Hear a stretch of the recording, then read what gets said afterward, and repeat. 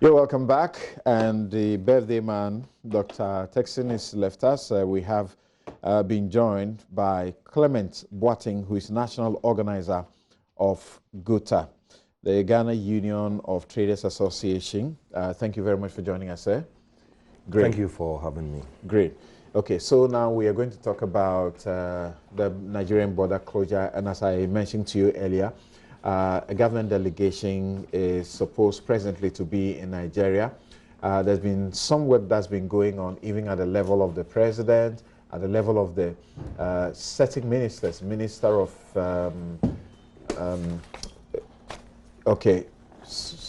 Alan Tremanting and others, and then now there's another delegation that is in there. But JoyNews is also have gone through the borders and is also monitoring what these ministers or delegation is doing. Before I go to the phone and speak to Gifty Ando-Apia, head of our security desk, who is checking on this for us, let's share some of the comments that you have brought in. Bonti Benjamin in Achima Buakwa says that, in as much as I agree with the ISA report, I think we must commend this government for implementing sustainable projects that will benefit the masses directly. Gilbert Bwedu says Mr. Tepe is simply pushing an impossible route on the free SHS. Here in the UK, they don't have 100% infrastructure to cater for the demand. My daughter waited 3 months before getting a space in a school. When we relocated, there are always people waiting in line for space. Peter Yachi says no one should sit in Accra and think that free SHS is a waste of money. I'm not sure anybody said that. We must think of the needy Ghanaians who would have been sitting in the house and unable to access unable to access HSS. I think that's exactly what Issa is talking about. The needy ones, those who really have a need for it. Kofi Atta says the problem is there are no reliable data on income levels of individuals and families in Ghana, except those in regular employment and the public sector. So how would the government include or exclude people from free SHS? Right, that is a legitimate question. Now, right, let's get to the phones. We start with our own Gifty Ando-Apia.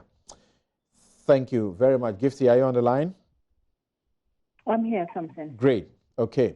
So you have been doing such a great work, checking on the borders at night and meeting and finding out how exactly the Nigerians are implementing the border restrictions, and you can tell us how exactly it looks like and the impact of the closure on the people that you have been speaking to.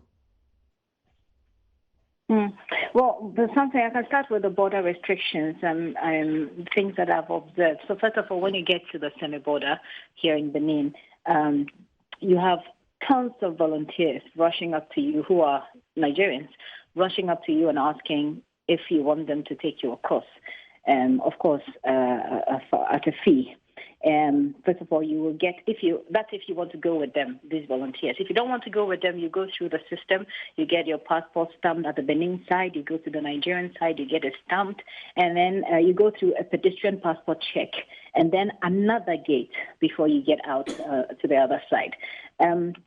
If you're traveling across from there, there are several security personnel, or let me say men in uniform, who litter the border itself on the Nigerian side. And then when you set off from there to wherever you're going, you meet several officials. So on a journey of about 30 minutes drive, we had met about 10 security posts. And these people include Nigerian police, Nigerian immigration officers, Nigerian customs officials, Nigerian drug law enforcement agency, and some people they're calling road safety. They're not uniformed people. And when you're coming back, you still see these guards at the entrance. Right after the guards check you, there's another team of guards at that point who look at your passport. From there, you move on. You go and stamp at the Nigerian border. You again stamp at the Benin border.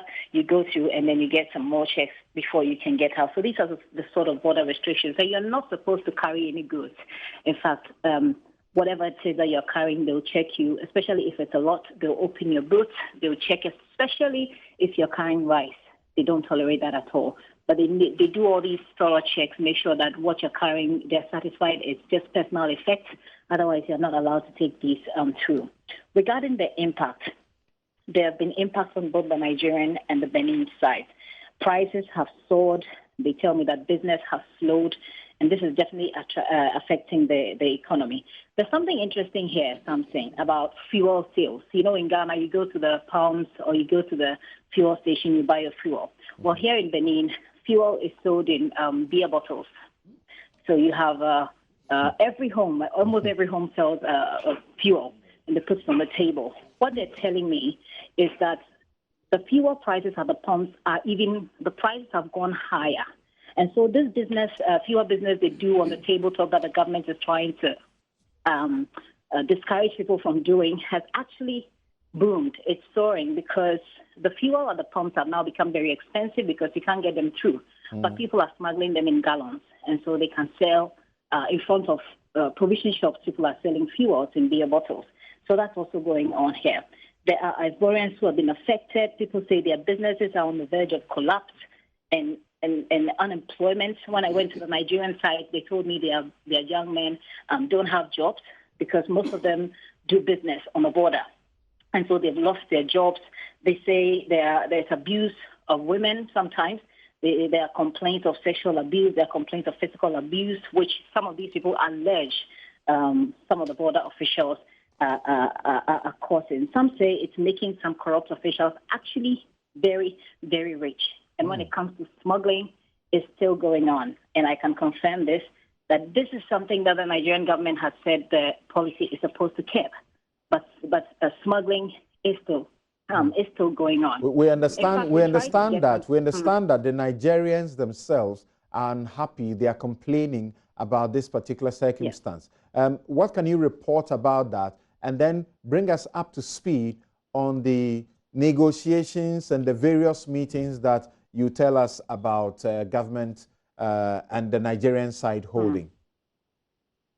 So the Nigerians are complaining. Of course, there's still a lot of apprehension if you approach anybody to speak to it, but they're still complaining. Like I said, they talk about unemployment. They talk about how it's affecting their businesses. Some of them have said that this is a good intervention, but they think that the timing and the implementation aren't right.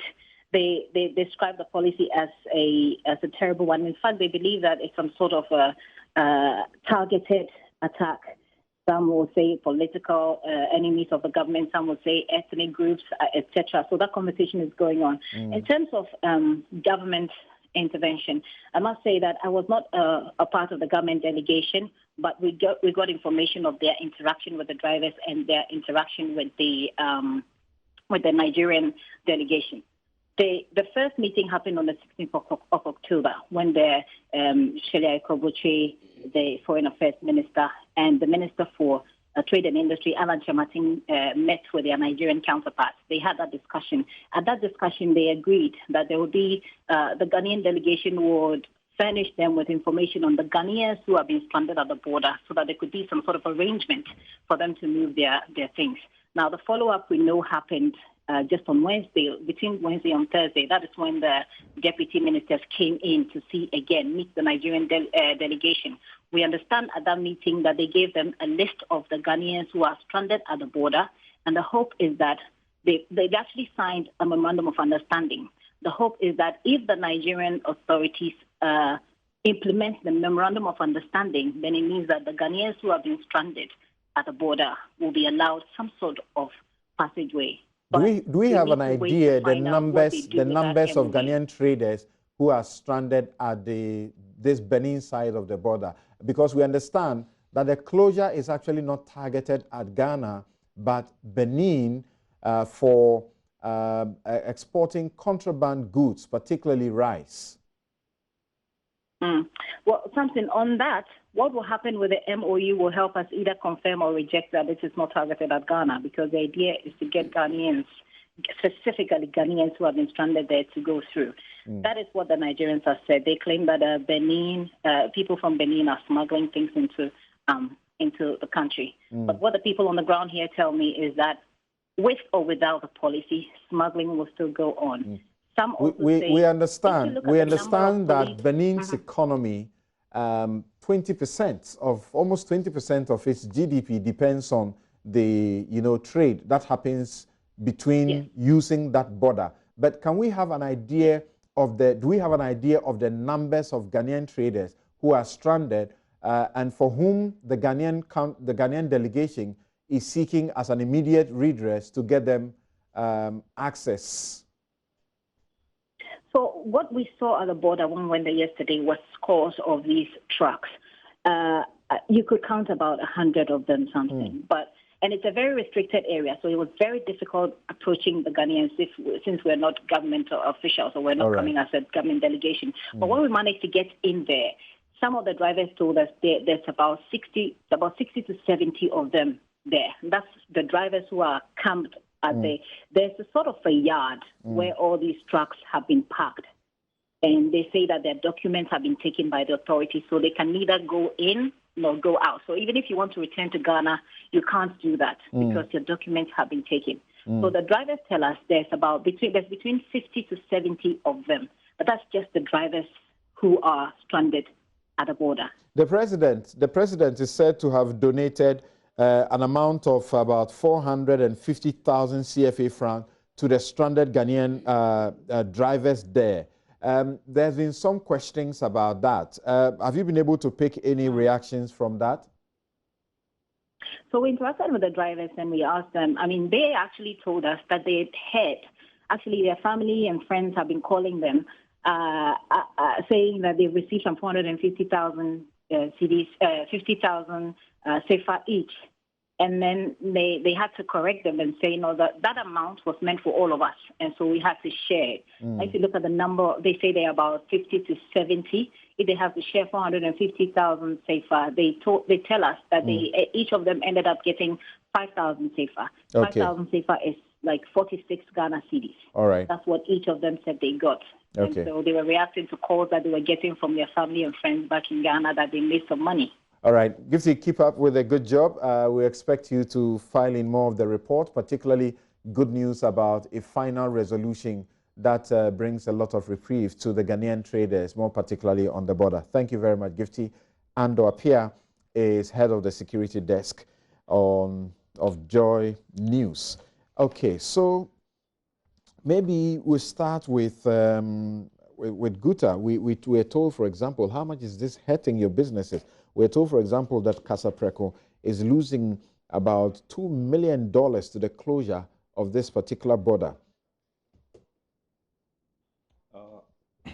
Thank you for having me. As for Kasapreko, he belongs to Association of Ghana Industries. All right. Yeah, so we don't have knowledge of how much he has actually lost. Yes, how about your people? Well, our people, the money that our people have lost, I cannot quantify it, especially coming from the background of recent financial turmoil that our people, has lost huge sums of money. So coupled with this closure of the border, they have actually lost huge sums of money, but I cannot be specific on the quantum of amount that our people have The closure lost. has been since sometime in August. How are they managing this situation? In fact, it's a big blow because, most of our members, who have lost those huge sums of money, goes there, do their purchases, and then they put it into trucks so that they will, take the lead, and then the trucks will later bring in their goods. Right. And as your reporter rightly said, we have over 100 trucks, that are at the exit point of exiting the Nigerian border. Okay. So you could imagine, the closure came without yes, warning. The closure came, yes, the closure came, yes, without warning. And we would have been very happy if at least the Nigerian authorities could have also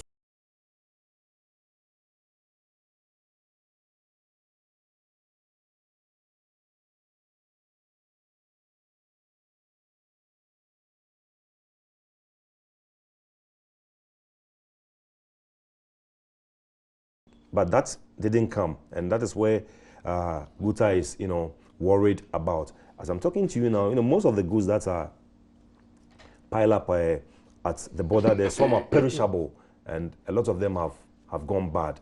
Those also who were able, to even return the goods to wherever they made their purchases, even though some of them have collected the goods back, but in terms of refund, they've not been able to, get their refund. What do you say to those who say, you guys should just shut up because, look, this is what you get if you treat Nigerians in Ghana the manner some of your members with some say tacit support of GUTA leadership are treating Nigerian businesses in Ghana over the matter of retail trade? That is a big no. That is a big no. We don't have to, shut our mouths because we are talking in terms of the ECOWAS protocol. And the foundation of the ECOWAS protocol, as we all know, is free movement of goods, people, and services. So if one country, decides to shut his border without informing the other nations, then it flouts the ECOWAS protocol. And even regarding the ECOWAS protocol, we all know that we are supposed to trade among ourselves within 90 days. After 90 days, you have to revert back to your country of origin.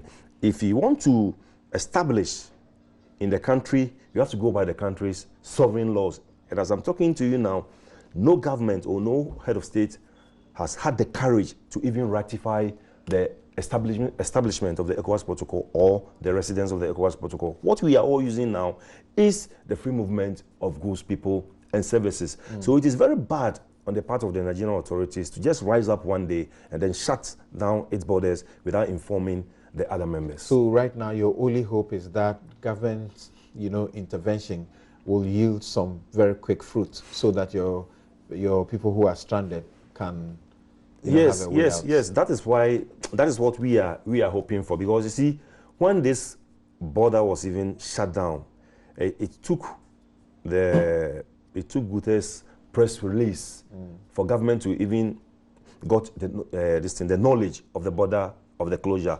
After we had issued the press statement, then we were called by the Ministry of Foreign Affairs. So listening to them, they even didn't know that something of that sort was going on. So after we told them, then the minister promises that within 10 days, they were going to do something about it. And then within that 10 days, they are going to call us back. Fine. The 10 days did not even reach. It was just after 3 days that we were called. Now, on the second meeting, when we went there were a lot of governmental agencies, notable the BNI was there, National Security was there, Customs was there, Immigration was there. And after we presented our case again, they really told us that we have a genuine case and that they are going to embark on a trip to the Nigerian authorities to make sure that the issue will be resolved. Okay. Let's listen to the Minister of Industry, Trade and Investment of Nigeria, Otumba Adebayo. We'll listen to him briefly on what he had to say about this particular closure, and then President Akufo-Addo speaking about the situation. I think the first thing to say in response to this, we're within ECOWAS, we respect the ECOWAS rules, free movement of persons and goods, and that should continue. This is it's targeting criminal activities, not countries, and so I think that has to be clear. So, in addressing a particular country's issue, it will not be a disadvantage to any other country, because for us it's really just a measure to address a particular mischief. In terms of timelines, we're getting there with regards to the mischief that we want to address.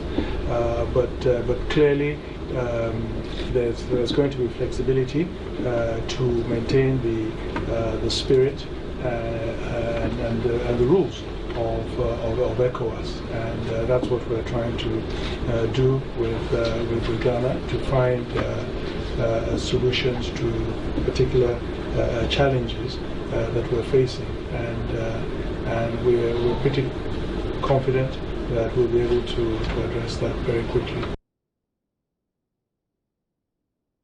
We're about to enter quite a delicate period in the ECOWAS journey. We're looking ahead at the possibility of a single currency and trying to forge greater integration amongst our economies. And at the same time, we have important security and other issues which confront us. We have this business of the closure of the border with Benin, which would seem for some people to be a big blow to the ECOWAS project. But I believe that there are other considerations that we all have to look at and examine to find a way so that we can live in this region in harmony and allow each one of us our national ambitions to be fulfilled. So there's a lot of room for continuing jaw-drawing and dialoguing and cross-fertilization of ideas between your country and Ghana. I mean, with Ghana and Nigeria, our economies are working properly and strongly. It resolves almost half of the problems in West Africa. The future of our region. I treasure the opportunity to do my little bit to advance that relationship. All right, so you heard Nigeria's Minister of Industry, Trade and Investment, and in that meeting saying that this was targeted at, criminal activity and individuals and not countries. And in that meeting, you saw Shelia Ekoboche, and that's the meeting that Giftia Ando, I think, had referred to earlier. And now there's another group that is also seeking to see what they can do presently about that. Let me start with Kweku Bako on what his thoughts are about this particular development in a time when people are saying that, they will enforce it very strictly, particularly against Ghanaians who are seeking to have access, because as we speak, in the last few months, and even now, just yesterday, as we speak, Nigerians in Swam magazine are being treated very sharply by members of the GUTA. See, those stranded, and especially the Ghanaians, we should be concerned by their safety, their security, even their health. Right. One brings sanitation challenges and all those things. This is a human problem. People are stranded. And there are hundreds, I'm told, vehicles and human beings. They have families here. You can imagine the psychological stress and things. So it's a very serious problem, and we need to look quickly as to how we can make sure. And their businesses are in trouble. Yes. As we hear, Kasapreko alone is losing upwards of $2 million. It's a very serious matter. Because we know that that's a big market for Kasapreko. Yeah, very serious matter. But sometimes it makes you wonder whether this whole quest for sub-regional cooperation, unity, the market, is worth it. Why do we do this to ourselves? It's certainly worth it. We are going to host the after process. I am for it. But I'm saying that when these things happen, the governments of these countries, they don't do proud engagement. We're talking of cross-border crime. We are trying to integrate our security services. We're doing all sorts of things to equip the sub-region. Different countries collaborating. At the same time, we do things like this. It doesn't bring harmony. And that's why perhaps we haven't succeeded relative to ECOWAS since 1975. I'm not saying there have been no progress. There have been some progress. But each time, there's a challenge somewhere, and the challenge takes away the enthusiasm, the commitment. And what is happening, there's a classic case, I think, of Nigerian unilateralism in seeking to cure some mischief. But without constructive engagement, they've created chaos all over the place.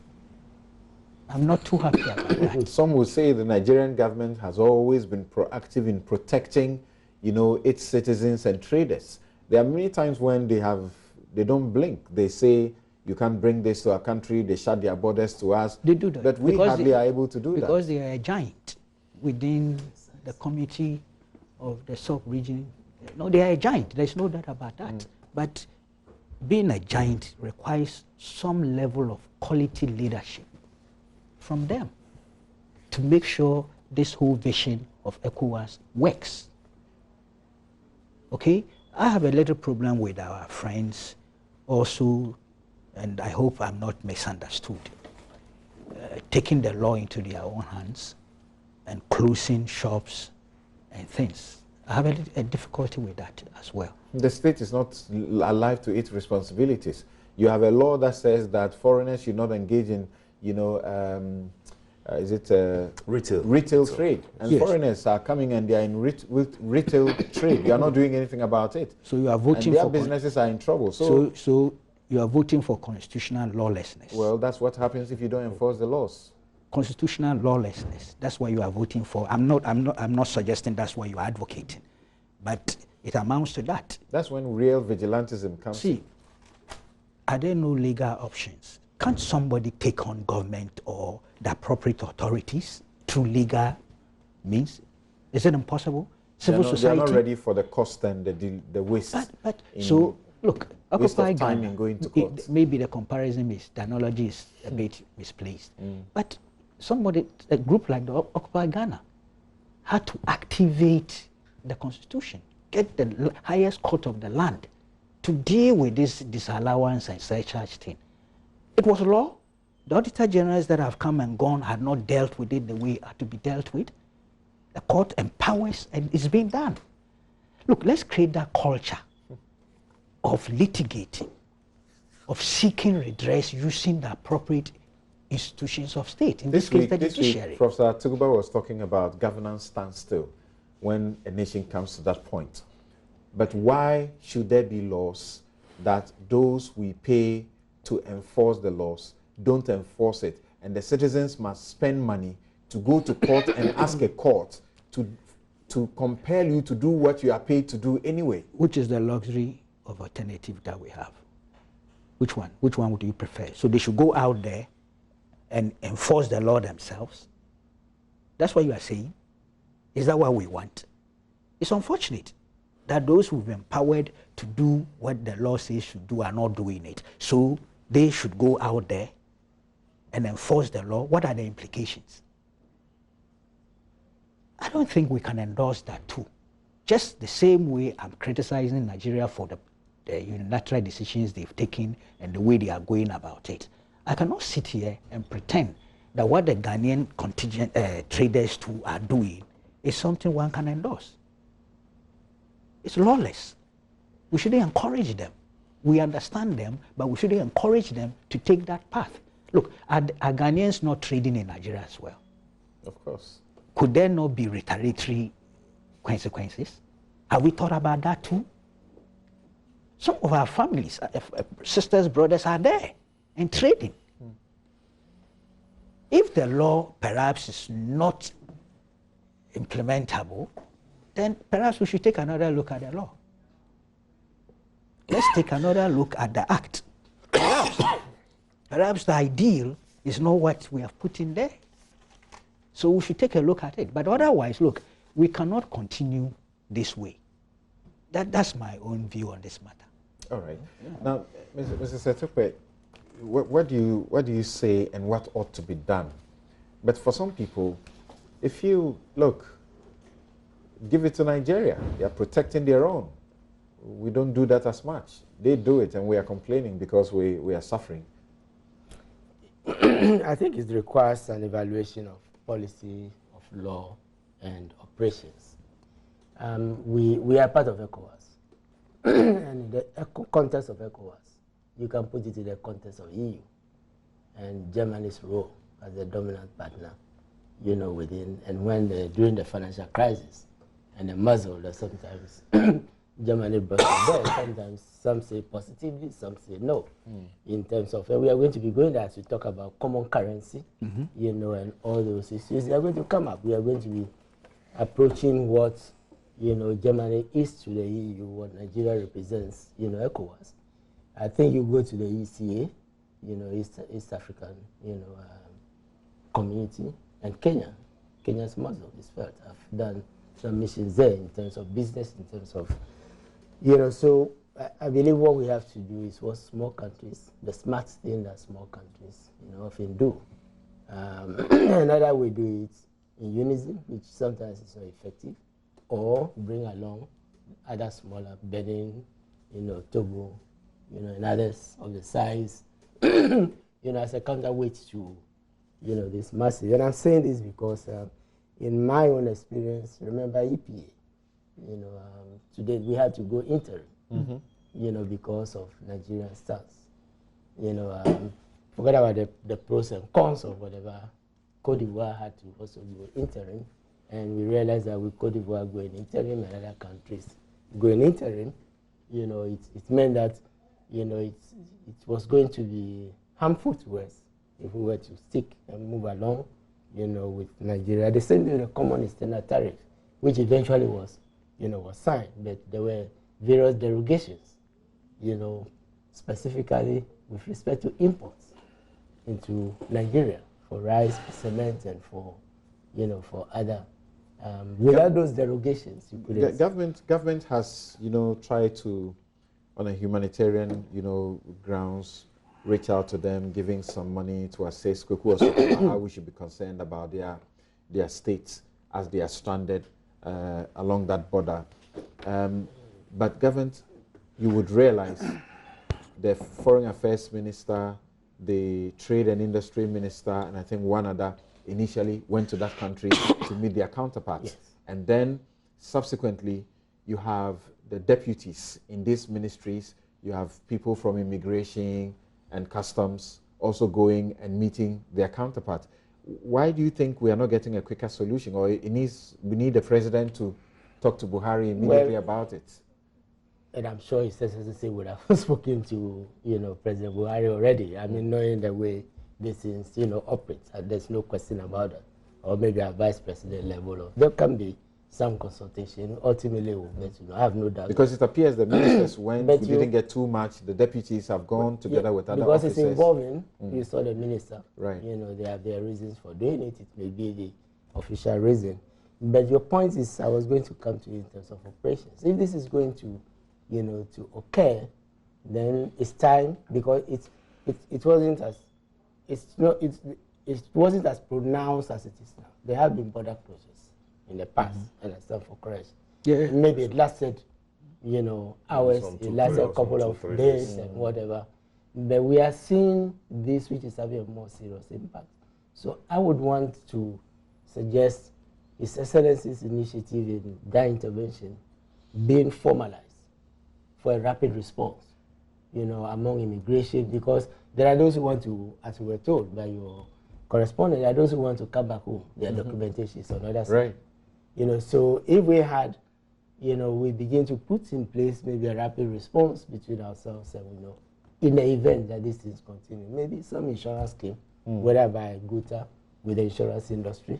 And this is where micro-insurance, which, we attempted to launch, and I believe it's still on the books, coming for those who would have lost, businesses, because it's just like the financial sector issues. Those who lose most are those with small, working capital, small. So I think it has been elevated to a certain point, where we may want to have that, rapid response team in the nature of what we have by NADMO, for, environmental and other, between Ministry of Trade, Ministry of Finance, Immigration, and all the agencies that are, and the agencies which are, you know, why is the policy dialogue, you know, continues. But we are going to be facing this, you know, as I said.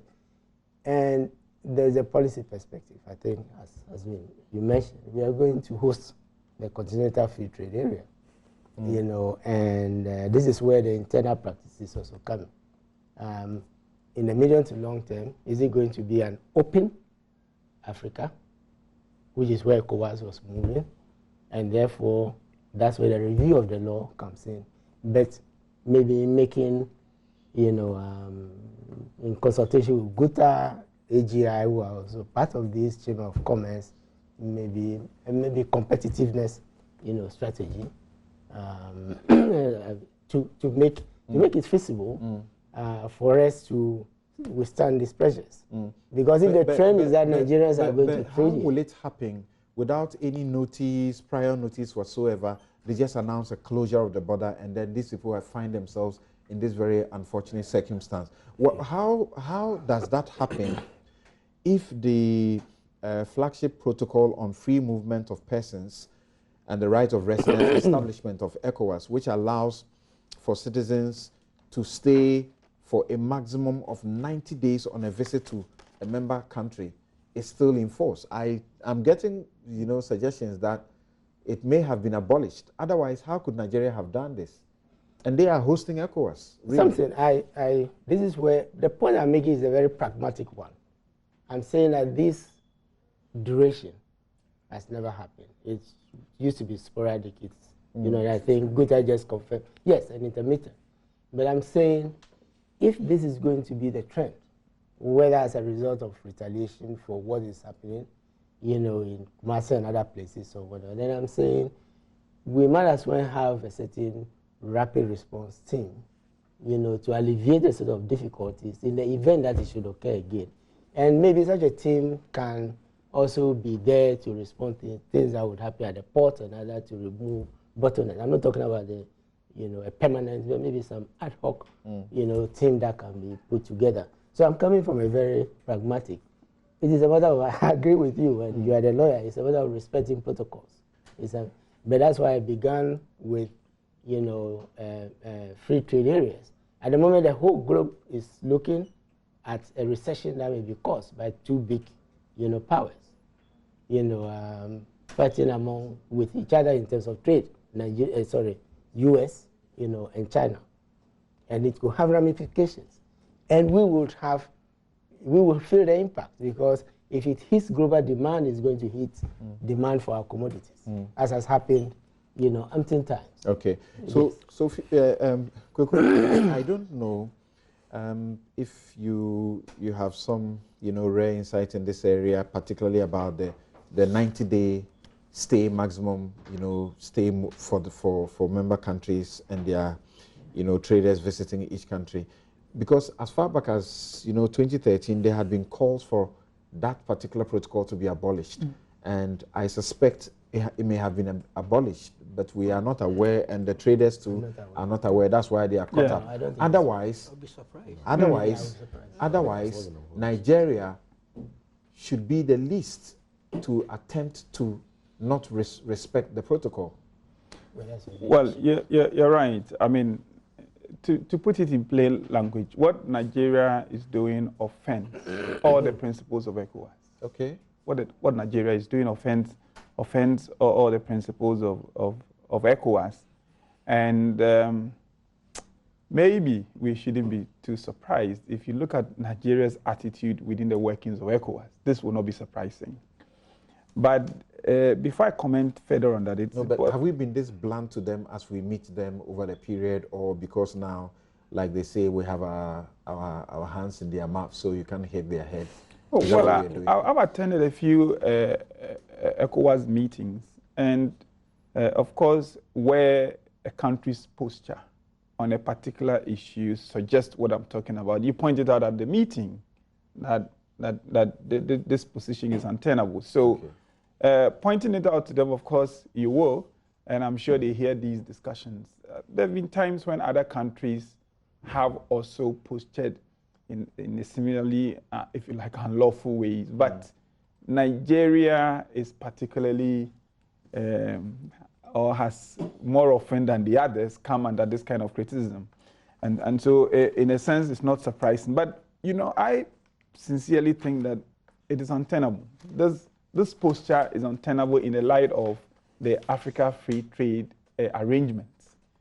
Where we're going, it's going to come to a time where it just will not be beneficial for a country within, say, Africa, if AFTA works as has been arranged. It's going to be very difficult for a single country to do this, because then others would retaliate. There would be consequences for you. So this kind of posturing, in my respectful view, ultimately would be unsustainable. But in respect of the Ghana case, the second delegation, a ministerial delegation made up of the deputy ministers of trade and foreign affairs, actually returned on Thursday. Okay. Now, there has been some understanding between Ghana and Nigeria that the Ghanaians stuck at the border will be given some access to cross on either side. That is the feedback they brought. Okay. And that on Monday, there would be communication to this effect, because I think there's going to be a meeting at which this decision perhaps would be ratified or confirmed. And then the Ghanaians at the border on either side would be given some special passage. Okay. And then, because we don't know how long this is going to last, there's also a discussion that a special arrangement ought to happen that would cater for Ghanaians. And this is coming on the back of the suggestion by Nigeria that you are not our target. I don't quite agree with Nigeria that this is targeted at crime and not targeted at countries. Essentially, when you close your border, you close it to countries, you know. So I'm not too sure what they're saying in that regard is right. But at least for the Ghanaian case, these are the things that government has been pursuing to ensure that some relief is brought. But in the broader scheme of things, I think as a country, we need to really look at our own role within ECOWAS, our own participation within ECOWAS, and also the broader Africa Free Trade Area discussions.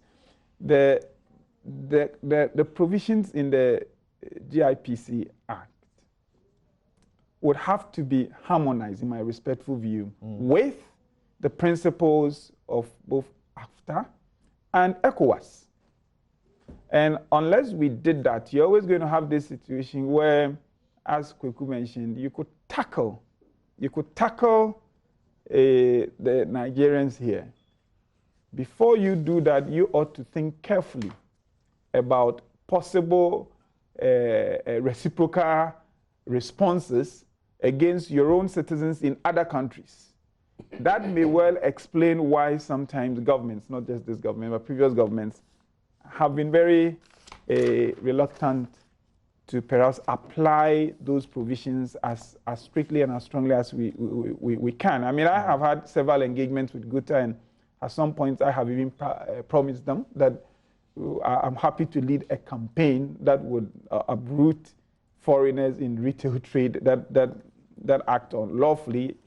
But I guess government, if it's minded to do so, we need to pay attention to our own commitments to both ECOWAS and also to Africa. And how do we know how much is this hurting, you know, the Ghanaian business, more particularly the Ghanaian business? We know, for example, on the side of Benin, the World Bank estimates that this Benin's economy relies heavily on the informal re-export and transit trade with Nigeria, and that accounts for about 20% of its GDP or national income. What's the situation for us? Because we know there are hundreds of trucks that may be, you know, stranded, but what does that translate to? And we just also are aware of this Kasapreko example of losing almost $2 million, you know, dollars within this short period from August to now. Yeah, I do not have the hard figures here, and I did not ask for them before coming for this program. But it is sufficient to look at the concerns that have been raised by GUTA and also the Kasapreko case you mentioned to tell you why the president, for instance, acted the way he did. Okay. Obviously, there are Ghanaians locked up in this. And therefore, whilst it would be good to look at the figures, I think the case is made that Ghana ought to pay attention to what is happening, both in the short term, and that is engaging with Nigerians to ensure that the interests of the Ghanaians on both sides of the border are protected. But perhaps more importantly, what kind of arrangement can we enter into with Nigeria so that beyond those locked there, crossing the border, something else will be done to encourage Ghanaians who have been trading along that route?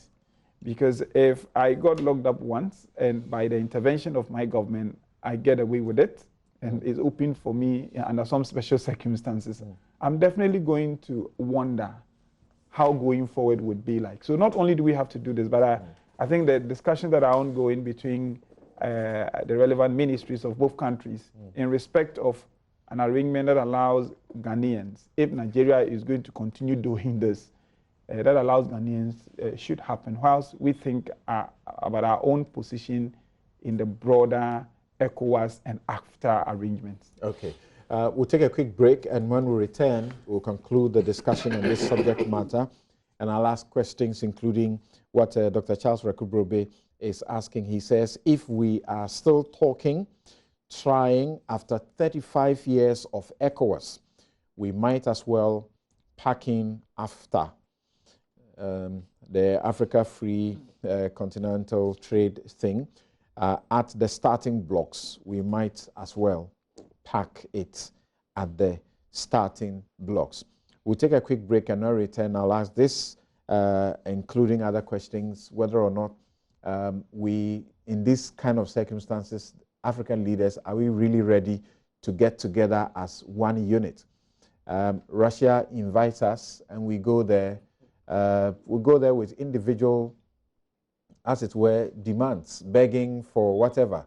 And we have as a group, as a collective, we have such a huge economy. We are dealing with how much of a population that we're going to trade, and we go to them as if we are begging. Meanwhile, we shouldn't be begging.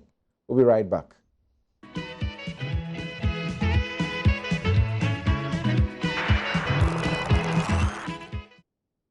You're welcome back. This is Newsfile. It's your most authoritative news analysis platform, and here on Newsfile, we put Ghana first. Now, a couple of your comments, and then we'll wrap up on this discussion with the issue in Nigeria. And Michael Abbey, to the first issue, says, Kweku seem not to get it. The need for targeting for the free SHS program is critical for fiscal sustainability for its effective operationalization. I don't seem to understand his position on discrimination when the targeting is implemented. He must also know by now that the system is already discriminatory. If it's a heritage for the Ghanaian child, why can't it be extended as well to all Ghanaian children, including those in private senior high schools? Let's have a holistic analysis of this situation, looking at the advice from ISA. And this from YK and Sayabwa, he says, even a capitalist society like the US that loves money than human beings, basic education to high school is free and compulsory. All children in the United States have access to free public schools. So I am not sure where Dr. Rekubrobe got his information from to allude that nowhere in the world is secondary education free. Okay, thanks for your message. Eja Adam says Nigeria has the competitive advantage due to its huge market size and may not feel the biting effects. Ghana stands to lose in the end, while we plead with GUTA to restrain its members from undertaking any actions which contravene the laws of the land. The Foreign Affairs and Trade and Industry Ministries should speed up their efforts in getting these borders reopened. Okay, thanks for those views that you share. For those of you sounding quite violent with your comments about what the Nigerians are doing, I'm sorry, but I can't be a conveyor belt for those kind of comments. Kolog Jonathan Yin says he wants to know from the Deputy Minister whether it is wrong to limit the free SHS to students from public junior high schools alone who are moving to SHS. Because if your parents can pay for your fees at private schools, then they should be in good standing to do the same at the SHS level. Okay, thanks for that. Balasi Zola Emmanuel says, I totally agree with Ise' report on NAPCO. Why? Because all the graduates who are doing NAPCO went through national service and have got some experience and small capital to set them up for new job or business. One way or the other, they couldn't utilize it. After their exits in NAPCO, same will happen. The fund being used can be used to create permanent jobs for them. Thank you for those messages. And take a final one from A.U. Farouk in Tamale. He says, if government is not spending, how can the economy be stable? Government must start putting better policies to stabilize the economy. Thank you for those comments. Right. So let me now return to Cletus Boateng and find out, Clement Boateng, and find out from you, what are the expectations of GUTA and its members immediately about what should happen because of the disturbing situation now? Yeah, Samson, thank you. Before I come to your question, I want to respond to one issue that Honorable Kwaku Boateng raised regarding reprisal, attacks on our brothers who might also be doing some businesses in Nigeria. What GUTA has been saying is that if there's any Ghanaian in Nigeria who is doing an illegitimate business in Nigeria, it is incumbent on the Nigerian government to deal with that person. Recently, just about a month thereabout. So you should also leave the government to deal with those who may be doing something. How long? This thing has come about close to 20 years now since we started this fight. Successive governments have not had the courage to implement or enforce the law. Why? So we cannot wait. So you will be law enforcers by yourselves? We can do that in the form of citizens' arrest. It is something. You are my big brother. You are a lawyer. We have the right to do that, to do the citizens' arrest. And our president has said we should be citizens, but we shouldn't be spectators.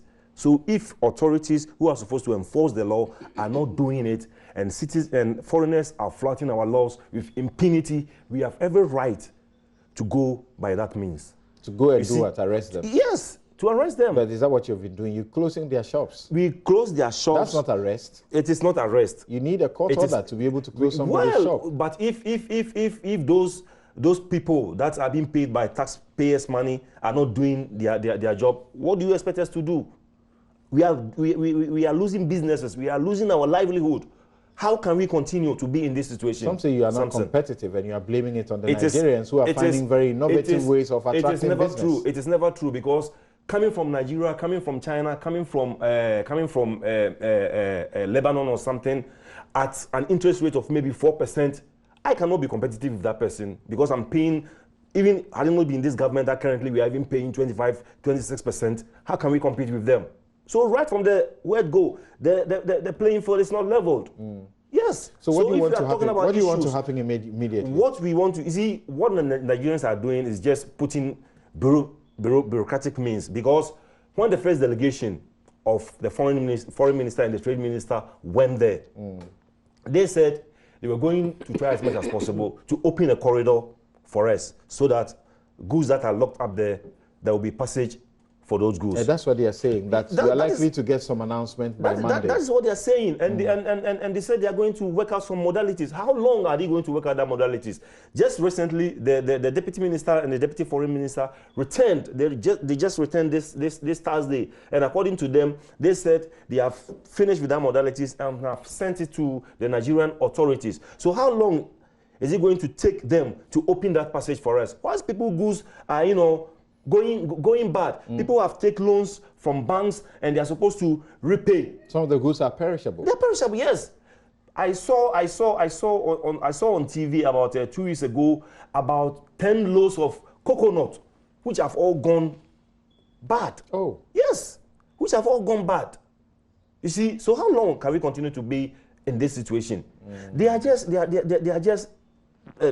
putting just bureaucratic measures in the way just to do whatever suits them, because their head of customs had made it plain that what Nigeria is doing is to protect its economy and its citizens, irrespective of ECOWAS protocol. Damn with ECOWAS protocol. That's what he said.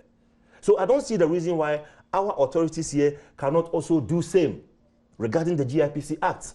We are not saying we are driving away foreigners. That is not what we are saying. What we are saying is just enforcement of the law. Okay. So it's good news to you that by Monday something should happen. If that is what is going to happen, then we appreciate that. Okay. Yeah. All right.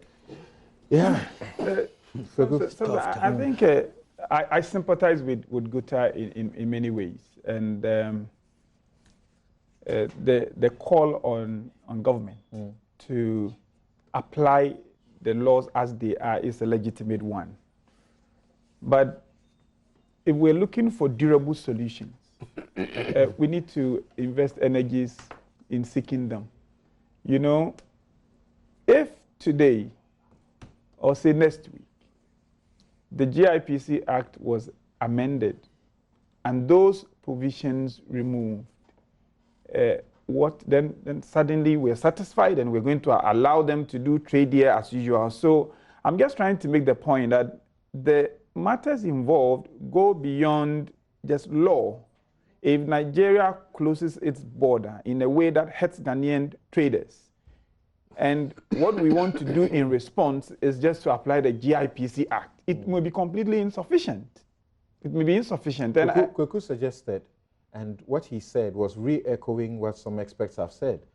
Do we have a problem that what we have in the GIPC may not be realistic? Do we want to realign that? Yeah, I think I made some. Yes, as I said, I've been working with GUTA for a long time, and my own position on this, I'm beginning to rethink, because you see, I'll conclude shortly. If we were to go all out that way and stop foreigners from indulging in retail, the question we ought to ask is, does that address the wider discussion about we trading freely among ourselves, creating the bigger markets? Those are the big, more important we have run out of time. I'm sorry. Mr. Tekwe, if you have some 30 seconds of a comment to make about how to bring relief. Yeah, the first part was addressed by Kweku. That there's a trend. ECOWAS, now Continental Free Trade Area is coming. And I think that this is a context in which both the nation and GUTA should see, what is happening. The other one is, and in my experience, Kweku, I have been associated with GUTA and VAT. Okay. Yeah. And the VAT flat rate scheme has been on and off. I think GUTA has to also appreciate that they can affect government policy, which is always not, to, at the moment it's leading to high prices. And Thank you very much. Thank you very much. And this is where we draw the curtains on today's edition of Newsfile. It's been an economic file. My guest, Abdul Malik Kekubako. Next time, make sure you don't include me. You will still be here. You will still be here. Abdul Malik Kekubako, editor-in-chief of the New Crusading Guide newspaper. Clement Boateng is national organizer of GUTA. Kweku Boateng is MP of Boase West and Deputy Minister of Finance. Mr. Seth Tekwe is former finance minister, and earlier you heard also Dr. Ebo Texin, senior lecturer, Department of Economics at the University of Ghana. This is where we end it. I'm Samson Ladia Yenini. My outfit, not by Latida. You see me in Latida next week, but this is from Yankpala University, UDS in Tamale. Have a good afternoon.